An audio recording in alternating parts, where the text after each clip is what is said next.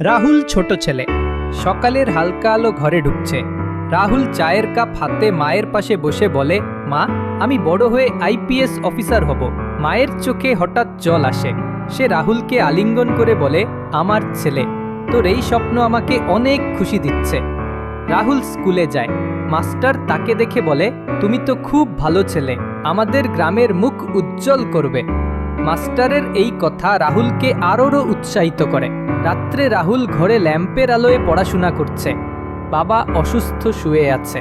মা বাবার পাশে বসে তার দিকে তাকিয়ে আছে। রাহুল জানে তার কঠোর পরিশ্রম তার পরিবারের স্বপ্নও পূরণ করবে। রাহুল শহরে চলে যায় পড়াশোনার জন্য। কঠোর পরিশ্রম, রাতের আলো, পরীক্ষা সবই সে সহ্য করে। কয়েক মাস পর রাহুল কম্পিউটারে ফলাফল দেখে সে আইপিএস পাশ করেছে। চোখে আনন্দের জল নিয়ে সে দৌড়ে বাড়িতে যায়, মায়ের কাছে খবর দেয়। মায়ের মুখে হাসি, চোখে আনন্দের জল। শেষ দৃশ্যে রাহুল সাদা জিপ গাড়িতে গ্রামের মানুষদের কাছে আসে।